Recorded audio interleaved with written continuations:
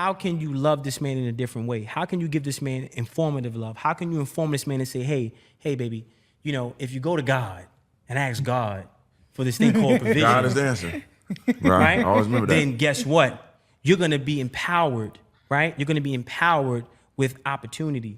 And whatever you're endeavoring will be blessed by God through provision. So she has to give her man that first phase of informative love. She has to inform him about provision. So her role is wisdom and balance, right?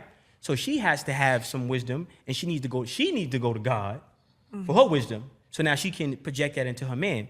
That's the first phase of love. The second phase of love is unconditional. Might not want to say he's a dummy, right?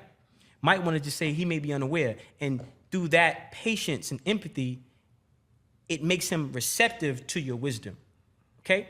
Then now the last phase of love is it's tough love, accountability. Now she's like, okay, babe, come on, right? But it's not accountability in a way that is condescending or dismissive, right? And verbal abuse is just as powerful as physical abuse. So a lot of times we look at domestic violence, they highlight the man being the physical aggressor, and they unhighlight the woman being the mental or psychological aggressor, right? And a lot of times men, we deal with so much. Yeah, I wish I had a Birkin. And you know he work at Amazon. Yeah, she got to relax. You know what I mean? Yeah, oh yeah, I calm want to down. travel and go to the world. And you know he ain't leave his block yet, right? So she has to be aware of the things she says to that man. And that's even though she's giving him tough love and accountability, she's giving it in a way that is proactive, that is building him up and not breaking him down. The next point is she needs to break down, how do we scale the provision? And he may not have an idea on where to put his provision. So through her wisdom, she gives him some inspiration for what to do with the money that God is about to bless him with, right? And then the last thing is she's going to take that and develop goals for the relationship, right? Living expenses times 4 times 12 times 100. Living expenses times 4 times 12 times 100. That's the generational wealth. So now they're working with purpose. They're working with a financial goal, a financial deadline. And I think he'll go from being a dummy to being smart. All right, let's go ahead and get into it. Verbal abuse is just as powerful as physical abuse. I'm going to go to you first, Law. What are your thoughts about that, man? That's facts. You know what I'm saying? I think so, because I mean, as a child, like, you can remember something that somebody said to you, but you probably don't really remember how it felt to have somebody pop you upside your head. You know what I'm saying? But certain things, that's a stain. So like, even if a woman, she could throw some shit at you, this, that, and the other, but that shit that they say, that they know is going to cut like a knife, that's going to hit different.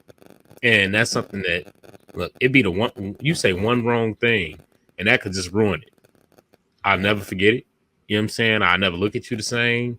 They know how to do it. It's certain things like that. So, yeah, I think it is worse. All right. Go ahead, Shan. What are your thoughts about this, man? Verbal abuse is just as powerful as physical abuse. When it comes to verbal abuse versus physical abuse, sticks and stones may break my bones, but words will never hurt me is one of the most bullshit nursery rhymes that we were ever taught. I don't even know who made that up. Now, I get the premise. Okay, somebody just talking to you and they saying stuff to you. You could just turn around and walk away. You could just turn around and walk away. You don't have to listen to what somebody's saying. Just walk away. But when you're in a relationship, you can't just walk away. What happened? Yeah, you could walk away. One of our, we talk about men. What is your most powerful tool? Walk away. Well, what happens when you're locked in contractually? I often discuss death by 1,000 cuts. Is it worse? Is 1,000 paper cuts worse than just a quick, swift death? Would you rather, just get sliced up? Listen, man, sticks and stones may break my bones. They do. Bones heal. But those words, man, they slice deep. The guy in the video, he said women need to be aware. I agree. In fact, I believe that verbal abuse can oftentimes be more powerful or more worse than physical abuse. But he said women need to be aware. I believe they are aware. They are aware of what they say to men. And they're trained from childhood to use that mouth of theirs as a weapon because they know that that's all they have. They know they can't whoop your ass. So they gonna poke at you and talk about you and down and disrespect you and talk shit about you and tell you where you lack and tell you what you need to do and just talk. And then I know you guys have been in a situation where you got into an argument with somebody, and then she was like, "Oh, I just said that because I was mad." And then they said, "Well, were you telling the truth?" And so now you don't know. Was she did she really say that because that's how she feels? Did she say that because she was just trying to hurt me?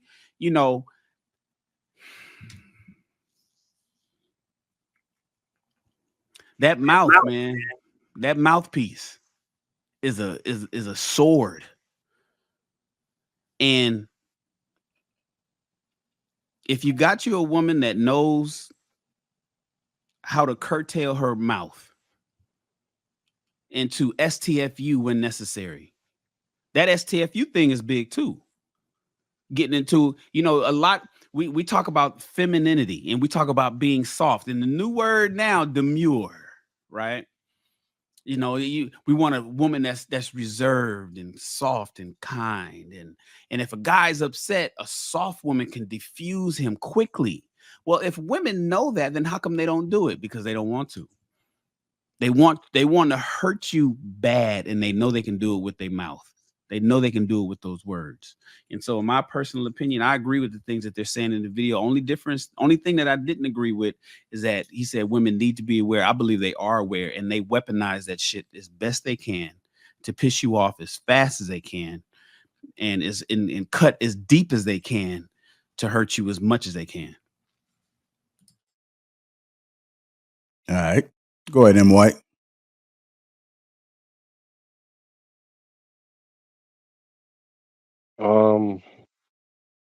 I honestly don't think verbal abuse is as bad as actual physical abuse, in my personal opinion. I think it's bad. I think it has lasting impacts. I think abuse is abuse. Um, the way I don't know. I guess they similar, but I'm just thinking of somebody can't talk me to death, but you literally can beat somebody to death.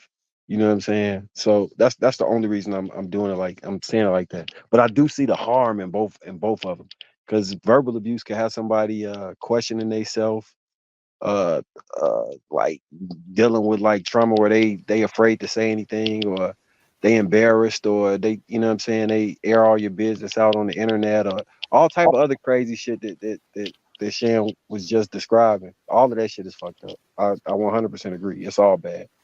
Mark, My question, what'd you say? Marcus, has anybody ever said anything to you that made you want to get physical with them? Yes. And how can you say it's not worse if it's not equal to, if not worse? Because are you? I just said it's bad. I didn't say it was good. I said it's a issue. I'm saying it's so all right. In my mind, you say some slick shit to me and I hurt you. I feel like I got the better out of that scenario. I don't think your slick shit is equivalent to me hurting you physically. That's just how I personally feel. But I guess the way I'm looking at it is that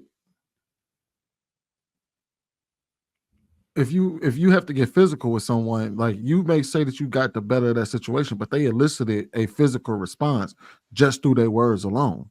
That's true. But I would prefer to be the one that hit the person than said this shit to the person.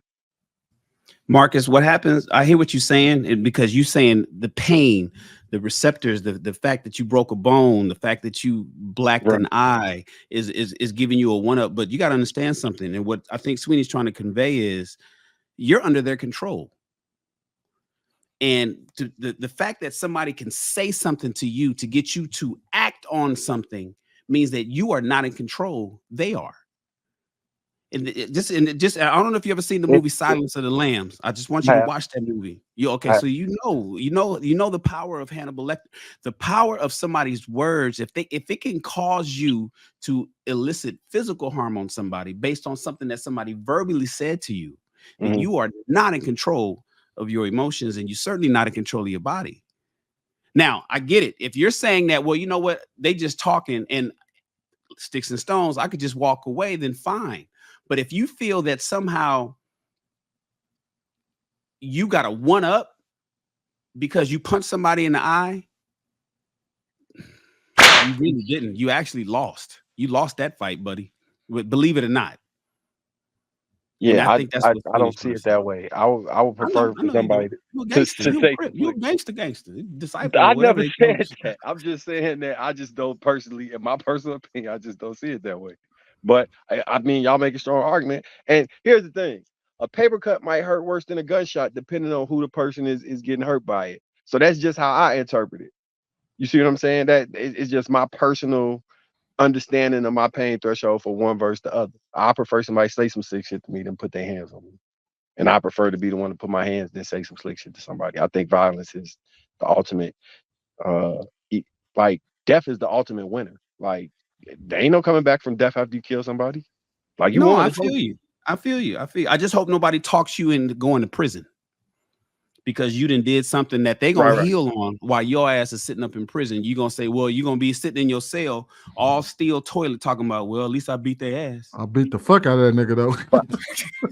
I'm not advocating for that, but I'm saying if in my personal opinion, and that's assuming that they still so no, it's all right. We understand, Marcus. You ain't gotta say that.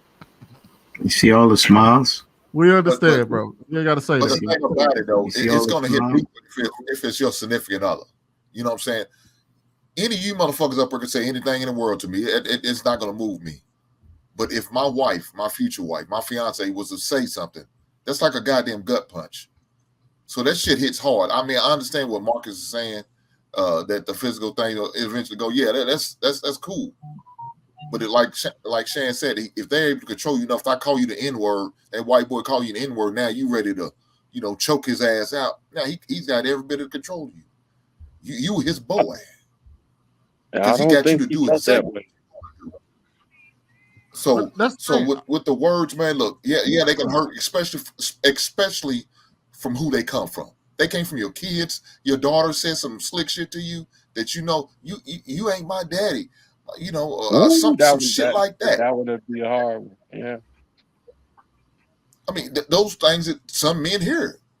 These are things that some men hear. These I'm not just making some shit up. Men went through that shit, but words can't really hurt. Now, I'm gonna tell the men right now to sit here on the front line, man. Look, guys. I never said that though. If you are having a conversation, hold on, Marcus. My bad. I got you. My bad. If you are having a conversation, you are watching, you want having a conversation, and she started talking slick and saying some slick, nasty shit to us, you better address that right then and now. I know she may not have been talking to you, but she talking to somebody else. But please believe me, that visceral tongue is gonna turn her on you one day. Because soon as you don't take that goddamn trash out, she gonna say some slick shit to your black ass. And then what you gonna do? So fellas, you better address it soon as you see it. I don't care if she's talking to her friends or in a little circle. She may be talking to one of her kids. You better address it. Hey, I'm saying what you were saying. Don't come to me like that. Don't disrespect. Fellas, you better address that as soon as possible. No, I agree with that. I ain't got no disagreement with that. So part of back to what I was saying with Sweeney, part of me stopping in communication with somebody when it I'm not dating no disrespectful woman. I'm not about to even be friends with disrespectful men. Like I'm cutting that shit off. Like, bro, I don't play like that, and let's move forward respectfully because I just don't want to be in that situation where I even have to even potentially feel like that is a recourse or something. I'm trying to avoid them scenarios at all costs, at every turn. So a lot of stuff I'm like, bro, I'm not disrespecting you. Don't disrespect me. Instantly, like you saying. I guess the point I'm trying to come across is that words that can elicit violence are actually violent.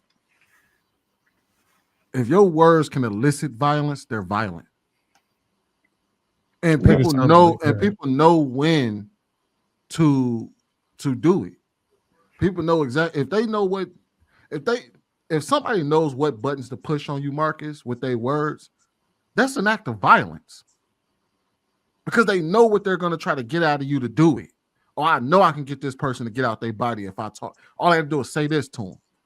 So when you're with your woman and we're talking about just verbal abuse within the confines of a marriage or a relationship, if she knows what can get you there, that's an act of violence.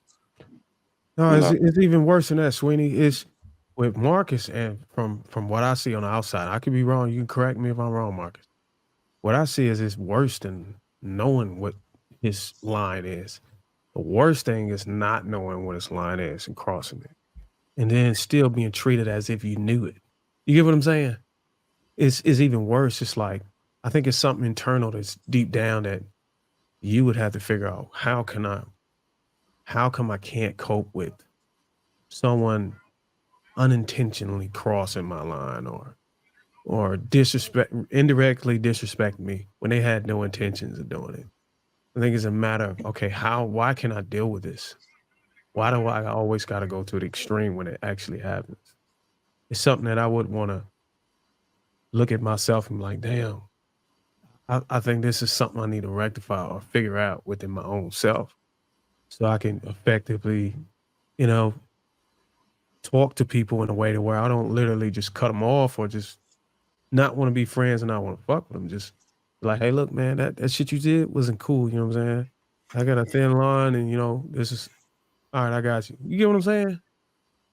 Yeah, I do. I think so. Yeah, go ahead. So mine is also preemptive reasoning, I think. So it's like it's I would say it's a protection measure. So like I had a friend one time who you ever seen Pay the Fool? You know when Ice was like money making Mitch. Yeah, I remember that. I had a friend that they used to call me money making, and the way he used to say that used to burn my soul. Just because I felt like the person that was doing that was like a jealous hater, and that ended up getting his nephew kidnapped. So in my mind, I made a link, like I be linking stuff together. So he hadn't done anything to me, but in my mind, the potential now was there because the way that he was operating seemed similar to another category of person that I see somebody operating that way. It may sound kind of esoteric or scattered, but like I try and group chain of logic together when it comes to behavior patterns for people to make predictive behavior descriptions. So I say that to say if if I feel like you a person that's continuously crossing a line that I've explained to you, I'm not going to continue to engage in a way where you continue to cross that line and it escalate. I'll just remove myself from the situation before it continue to escalate while I still have control over it. Now that will have to be intentional and you know what I'm saying? Like we talked about the other day. Like if I'm saying, hey, like you say you know somebody's gay, hey, I don't play no gay shit. And they like, you don't want me just to, bro, I just told you I don't play, you know what I'm saying? Yeah. So you gave him a fair warning. I get that. It's the same thing, and it kind of touches on what you were talking about earlier, Marcus. I'm sure us as fellas, we can agree to it, especially if you grew up in the hood. But some of the guys, they feel comfortable enough calling each other bitch. Like, man, fuck you, bitch. Woo, playing around. Me personally, I never was cool with that. I never did it. So out of respect, the homies that did do it amongst each other, they did it amongst themselves, but they knew, oh no, bro, folks don't even play like that. So don't even, you know what I'm saying? He ain't even gonna go that way. And I ain't even finna entertain that type of joking. So I think that more so depends on the type of man that that person is, that that man is, and where it is that they draw them lines and them boundaries. But even to what Marcus was saying about old boy that was calling them money making, you know, Marcus or whatever, like that's, you got to pay attention to the patterns, because man, 9 out of 10, buddy was probably on some, you know, setting up type shit, plotting, whatever the case may be. And that as well is something that you will essentially adapt and create as you know, continue to live, type of deal, I guess. But everybody not programmed to be aware of that. You know, they'll just go with the Joneses, much rather than knowing when to set boundaries.